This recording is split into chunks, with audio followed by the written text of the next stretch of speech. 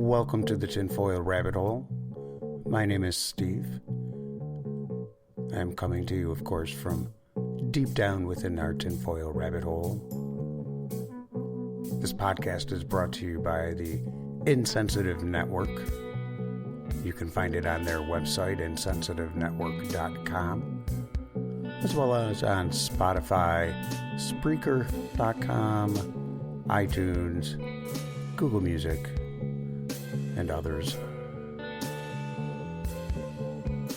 Be sure to subscribe for the latest episodes. This, of course, is the midweek episode, so it's Sam's persona, No White Rabbit. He is still doing his research for his new shows, which are released every Saturday. And of course, the midweek episodes are really geared just towards some headlines and interesting tinfoil bits that I've come across and felt like I should share with you. Episode 4.5, Weaponized Blockchain. All right, so we're going to let this one kind of rip here today. If anybody's actually bothered to read my bio, you'd know that I've been in the IT world for a very, very long time. I have been pretty interested in blockchain technology for a while.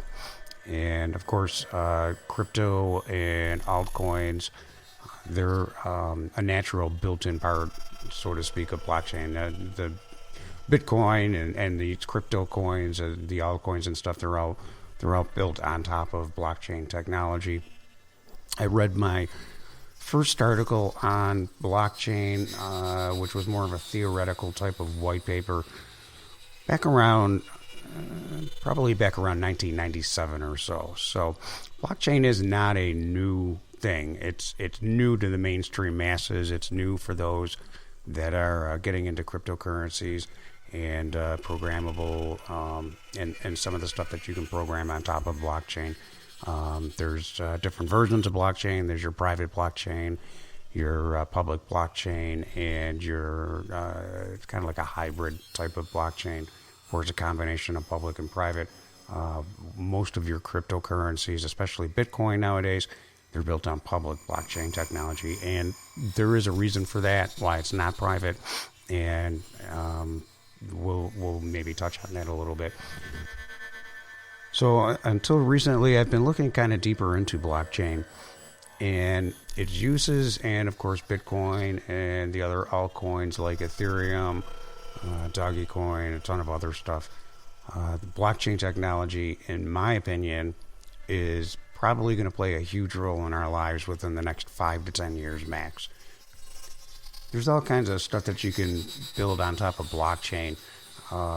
There's smart contracts. You can put your personal property on it, like your deeds. You can put your smart contracts on there.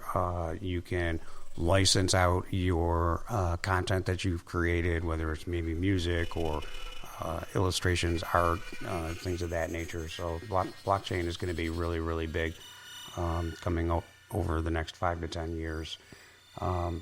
I live in New York, and no, it's not New York City.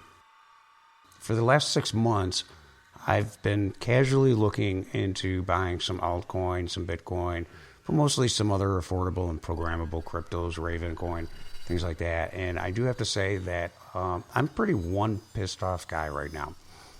I started to do a little deeper research over the last week, and not only did I get even more pissed, but I actually got pretty scared. And let me tell you something. You should be too. Because whether or not you're interested in cryptocurrencies or not, we're all about to get owned.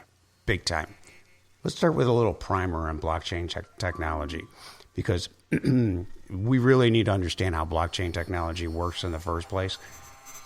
As usual, I will turn to Wikipedia first, and I'll give you their description, their definition of blockchain. So according to Wikipedia, blockchain is a growing list of records called blocks that are linked using cryptography. So each block contains a cryptographic hash of the previous block, a timestamp, and transaction data. Okay, now more importantly, it goes on to say By design, a blockchain is resistant to modification of the data. It is an open, distributed ledger that can record transactions between two parties efficiently and in a verifiable and permanent way. Remember how I talked about like real estate transactions and licensing out your content? So it's for use as a distributed ledger. A blockchain is typically managed by a peer-to-peer network collectively adhering to a protocol for communication and validating new blocks. It goes on to say that once recorded, this is important, once recorded, the data in any given block cannot be altered retroactively without altering all of the subsequent blocks, which requires consensus of the network majority. And although blockchain records are not unalterable, blockchains may be considered secure by design and exemplify a distributed computing system with high fault tolerance. A decentralized consensus has therefore been claimed with a blockchain. Okay, so that is Wikipedia's version of what a blockchain is. That's their definition. And it may sound a little technical. So let me see if I can kind of break it down into a non-technical type of explanation for you. It's going to be a little hard just off the top of my head, but let's say that you are a node and you have a file of transactions on your computer, and we'll call that the ledger. Now, two, government accountants, let's call them miners. They have the same file on their computers, so now that ledger is distributed. Government accountants have a copy of this file, you have a copy of this file, and for all intents and purposes, there are other people out there that have the same copy of this file. That's what makes it public. That's what makes it distributed. Now, as you make a transaction, you subtract X from Y on your ledger. Your computer sends an email to all of the accountants that have this ledger on their computer to inform them that you've made a change on this ledger. So now what happens next is each accountant, being, of course, an accountant, rushes to check their ledger to see whether or not you can afford whatever it is that you did on your ledger, X plus Y. And the first one to check and validate that this is indeed a good transaction, you are allowed, you have, let's say, enough Bitcoins to subtract a X minus Y. They hit reply all. They attach their logic for verifying the transaction, meaning that, hey, I looked at this ledger and the balance adds up and he has the money, so he can do that. That's called a proof of work. And they send it out to everybody else. And if the other accountants agree, everybody updates their files. That's the concept of blockchain. I hope I was able to explain that in a way that people can kind of understand. Now, for cryptocurrencies, like let's say Bitcoin, the original blockchain is considered open source technology, which offers an alternative to having a traditional intermediary in between transactions for the transfers of Bitcoin. The intermediary, which would be a bank in most cases, is replaced by this collective verification, which is all of these computers, these nodes out there that have copies of the ledger on their computers, and it gives it a high degree of traceability, security, and speed.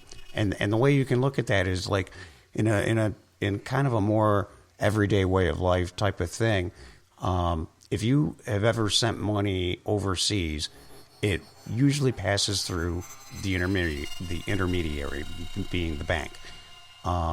It usually is not instantaneous. It can take 2, 3, 4 days sometimes. And of course, the intermediary usually takes some kind of a commission for verifying this transfer of money, for handling the transfer of this money. Okay, so going back to the public version, the publicness of blockchain, And the example that I gave a second ago about transferring Bitcoins and replacing the intermediary, the bank, there's going to be multiple versions of nodes on a network, and they act as executors of the transactions and miners at the same time. Now, the transactions are collected into blocks before being added to the blockchain.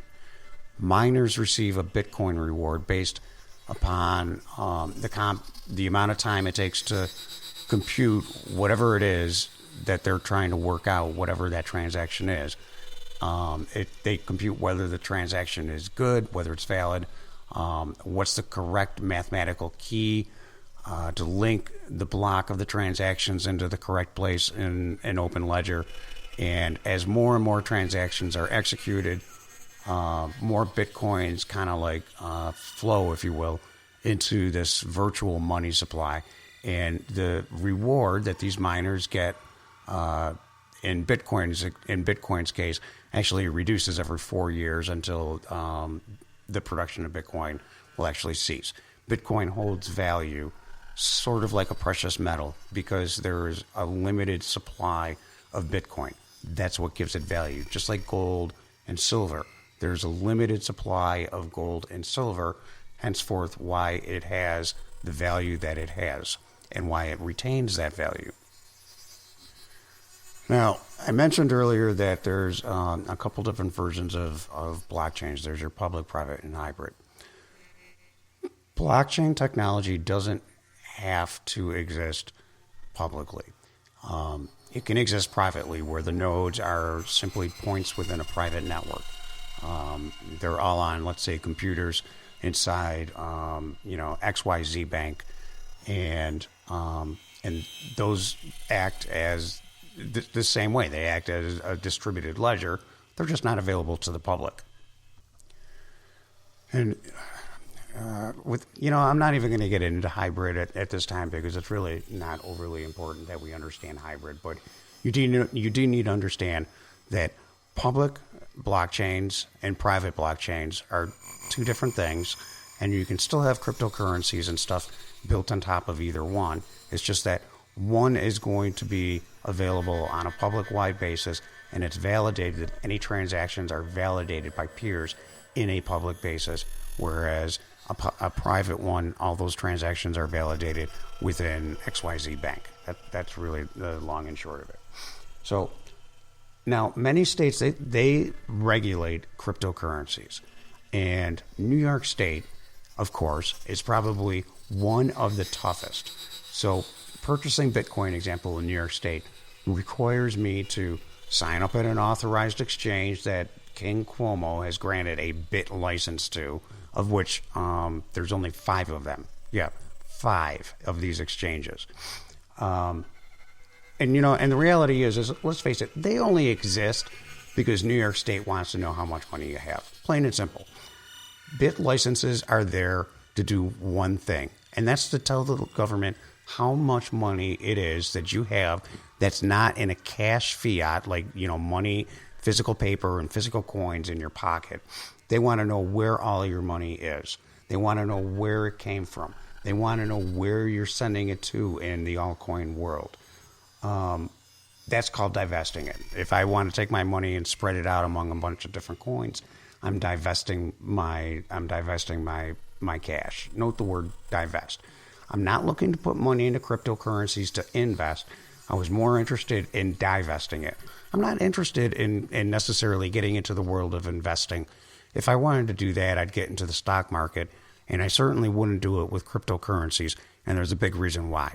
Because using Bitcoin as an example, if I invested my money in Bitcoin, sure, I get the benefits of when Bitcoin goes up. I also take the hit when Bitcoin goes down, and the amount of money that I have is changing on a daily basis. And the biggest flaw inside of that is that if for some reason this government decided to turn off the internet or block the protocols that these cryptocurrencies are running on, I have now lost not only access to my money, but I've probably lost my money period. Gone. Okay, so in New York State, you need to be authorized to use one of these exchanges. It actually asks where the money's coming from. You have to tell them, hey, it's coming from my bank account or being purchased on credit card or whatever the case is. New York State calls this whole bit licensing thing, that New York State calls it their anti-money laundering, whatever. They actually have a task force devoted to nothing but crypto laundering. But I find it funny, though, because I have had multiple people, as well as myself, get hit more than once by pieces of ransomware, and the demand was to pay in Bitcoin. And when law enforcement was contacted, they wanted nothing to do with the issue. Basically, they brushed it off because the owner of the crypto wallet where the money was supposed to be sent to was, in their words, probably overseas or in Mexico. Like, we don't go after drug cartel members that are overseas or the drug cartel members that are in Mexico, or we don't pursue international criminals all of a sudden. Where did that come from? Absolutely bogus. So in either case, one, I'm a fairly intelligent person. And if I was going to launder money, I wouldn't utilize a cryptocurrency in order to do it, which is not only volatile, but it's also trackable. There are ways, by the way, to participate in the crypto market and keep it completely private. Two, I don't have thousands and thousands of dollars. It's more like a couple $100 that I was looking to put into an altcoin. Whatever, I'm getting off track. But the reason I got scared about this whole thing with the cryptocurrency and everything that I just said about New York State and their task force and how you have to go through this whole verification process and blah, blah, blah, is there's this thing out there called Fedcoin. Fedcoin. Now, Fedcoin is coming and our cash is going. It's real and it's a private blockchain, not like the public one that Bitcoin uses, and it's 100% controlled by the Federal Reserve. And to that matter, the U.S. government, and it's going to replace our paper and it's going to replace our coins and all kinds of physical fiat cash that we have soon. Not later, soon. Now, I'm not a big fan of the Federal Reserve, and the Federal Reserve is a completely different subject that we can discuss on a completely different show. But let's look at a little bit of history on the Federal Reserve. So prior to 1913, when you cashed a check in the United States, it was kind of a hit or miss proposition. Many of the larger banks actually refused to clear the checks from the smaller banks, the less well-known banks, so to speak, because they feared that that smaller bank might not be solvent. In other words, they might not have the money to cover the check that you wrote. And this was especially true in times of economic turmoil and distress, such as in the financial panic of 1907. Now, the refusal of some of these banks to cash the checks from some of these other banks was one of the reasons why the Federal Reserve was established in 1913. Not the only reason, but it's one of the reasons. Now, it wasn't until 1918 that the Congress actually ordered the Fed to create a nationwide check clearing system. And so the Federal Reserve created a telegraph network to transfer funds between all the banks that were members of the Federal Reserve System. Now, a little surprising fact about this is that up until 1918, the check clearing system up until 1918 is still in use today. It's called the Federal Reserve Wire Network, Fedwire for short, and it is massive.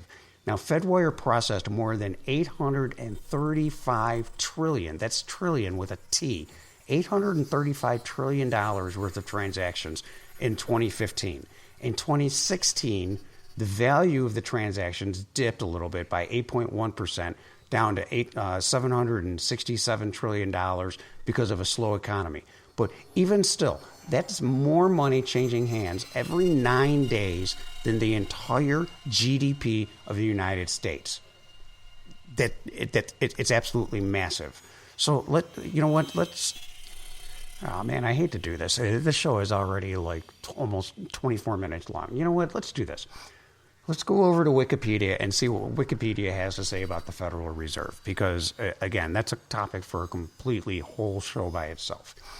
So, according to Wikipedia, the Federal Reserve System is the central banking system of the United States. It was created on December 23rd, 1913, with the enactment of the Federal Reserve Act after a series of financial panics led to the desire for central control of the monetary system in order to alleviate financial crises. Now, over the years, events such as the Great Depression in the 1930s and the Great Recession during the 2000s have led to the expansion of the roles and responsibilities of the Federal Reserve System. It continues to say, importantly, the Federal Reserve System is composed of several layers. It's governed by the presidentially appointed Board of Governors, or the FRB, which is the Federal Reserve Board. Now, the Federal Reserve Board and the Federal Reserve and the Board of Governors, my concerns, as well as what yours should be, is that thanks to the Federal Reserve, the idea that you can go into a store and anonymously purchase something with cash might soon be obsolete. Why? Because they're developing this thing called Fedcoin, which would be based on blockchain technology. Now remember, Bitcoin is decentralized. Its transactions are, for the most part, anonymous, and there's no central bank involved. But the irony is, the blockchain technology behind the Fed's idea is not likely to be used the same way that Bitcoin uses it. Not even close. This is not good. Now, there's some lawmakers out there that are trying to sell Fedcoin as being a good thing, that it has the potential to provide greater value at a lower cost for monetary transactions. Sounds reasonable, right, if you take it at face value. But I'm starting to have some major pauses in thinking that cryptocurrencies in general are not a good thing. Maybe they are, but I'm starting that they're not a good thing. But no matter how the Fed may try to sell the idea of utilizing this Fedcoin in the future, a Federal Reserve created digital coin could be one of the most dangerous steps ever taken by a government agency. It would put into the hands of the government the potential to create a digital currency that has the ability to track every single transaction in an economy, and it could also prohibit any single transaction for any reason. So in terms of future individual freedom, this would be an absolute freaking nightmare. If you use cash at a grocery store, no one will know who you are or what you bought unless it was caught on video or you use a reward card or something. In the rare instance that a store accepts Bitcoin, the same would be true. Now, something to also keep in mind about Bitcoin is way more popular in places like India than it is here in the United States. And the reason for that being is that the general population in India is unable to obtain bank accounts. So, and again, it's an American, I'm not even going to get into it. But if you use a centrally controlled digital currency like Fedcoins, who knows what the Fed will decide to track now or in the future? What could they possibly meddle with or come up with to meddle with, or to they could deny your transaction for any reason at all. If the Federal Reserve wanted to outlaw cash as your only choice was to use Fedcoin to make purchases, then your entire financial life would be tracked under their eye. I don't know about you, but I don't see the good in that at all. So, for those of you who've been waiting for the tinfoil portion of this, I did a little bit of research. No, that's not true. I did a lot of research. And let me tell you something. The history of Bitcoin itself and the parallels to NSA digital money projects makes it completely suspicious. I think I've come to the belief that Bitcoin is a beta test for a coming global cashless society that the elites are going to be pushing and have been pushing for years. Frankly, Bitcoin is in no way decentralized, and it is completely dependent on the existence of the establishment-controlled internet in order to function. And it has never been anonymous or private. The blockchain itself is a tracking mechanism for any person-to-person trade that federal agencies have been using to spy for years. International banks have been the primary investors in cryptocurrency infrastructure, and they're afraid of crypto. They certainly haven't been showing it, but they are afraid of crypto. The latest news that central banks are moving forward with a digital currency matches the functions of Bitcoin almost exactly simply proves that those suspicions that I have of cryptocurrencies are right. Now, crypto monies definitely have their flaws, right? And that is certainly one big flaw. On the other hand, cryptocurrencies, they seem like a libertarian dream. The technology allows transacting money or anything else that you have of value over the internet without any so-called third parties being involved. Crypto is all about empowering individuals, right? Projects like Bitcoin are open source, permissionless, borderless, censorship resistant, not seemingly beyond the control of just about anyone. And they can kind of put the existence of banks into question and hint at this libertarian dream of a radical self-governance. But on the other hand, cryptocurrencies could also be used by governments to get terrifying power over the population, more than ever that they've ever had throughout history. Our government has lost trace of $21 trillion in the last 20 years. That's almost as much money as the national debt. So let's ask ourselves a question here. What happens when a government wants all the benefits of a programmable money, but it doesn't want to lose control over it? Well, the solutions are simple. One, they create Fedcoin, and they use it to replace the national currency. Secondly, they create a backdoor access for themselves. That way they can freeze or seize your funds when you try to cross them. They don't like what you're doing. They simply put a hold on your account and you're done. You have no access to anything. 3, in all likelihood, they probably ban all the other altcoins. They ban Bitcoin. They ban Ethereum. They ban any other open cryptocurrency that they can't control. Oh, and yeah, and you know what? While they're at it, they're going to ban cash as well, because they can't control that either. And cash is the easiest way to commit crimes, not cryptocurrencies, Governor Cuomo. And then lastly, with Fedcoin, if you try to commit fraud, the governments won't need to go through the courts. They won't need to go through the banks to seize your money. They could do it with the press of a button. I don't know about you, but that scares the piss out of me. And if you think that they're not already approaching that point, think of the Chinese's social credit system, which is their new program where everyone is given a score between, I think it's like 350 and 950, just like your credit score. Except that score isn't just about the quality of your finances; it's about your value as a citizen. Under this Fedcoin system, when you do something, or not Fedcoin system, under the Chinese social system, when you do something wrong, your score goes down. It could be jaywalking, not paying back a loan, committing a crime. It could be just being friends with somebody who has a low score.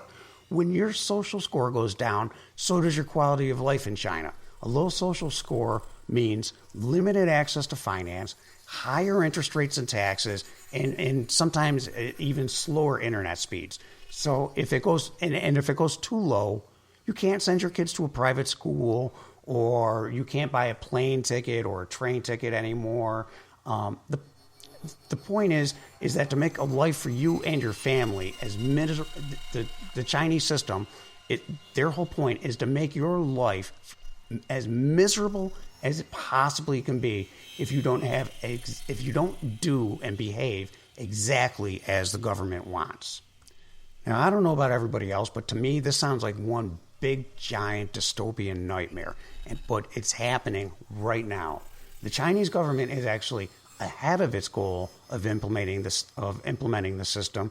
And even weirder, most people actually seem to enjoy it so far because the program offers perks to the people to behave nicely. Yeah, right. It's easy to imagine how social credit could take a dark turn under a corrupt government like China.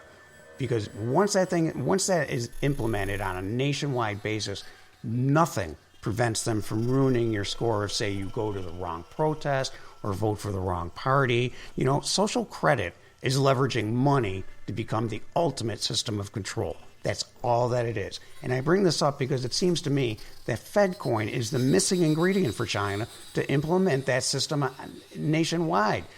With all the social credit rules that they have, All they have to do is code the cryptocurrency right inside of it. So if we took China's social credit system and we then integrated it with Fedcoin, yeah, welcome to your future. And don't think for a second that the Chinese government hasn't already started working on their own version of Fedcoin, because they have. Since 2016, they've been working on it. And they've also started clamping down on the other cryptocurrencies by banning the ICOs and the crypto mining and the foreign exchange trading. I bet China is going to be the first country to launch Fedcoin and social credit in tandem with each other, and it's coming to the United States. You better believe it. I'm Steve. This is the Tinfoil Rabbit Hole. Listen to it on the InsensitiveNetwork.com. I thank them for hosting this show. Be sure to check out the other great podcasts that are up there. The White Rabbit will have his episode this coming Saturday. Thanks for listening. Take care. Don't forget to subscribe if you like this episode. Tell your friends. Tell everybody. We also have merchandise that you can check out. Again, that's InsensitiveNetwork.com. You can take a look at our great merchandise with our wonderful logo. Love the logo. Looks great. Also, don't forget to visit InsensitiveNetwork.com, and you can find some great other podcasts there. Happy Ever After Party by Sam. A wonderful program. If you like this one, I'm sure you're going to enjoy that one. And of course, Matt's Totally Insensitive podcast is up there. Thank you for listening to the Tinfoil Rabbit Hole.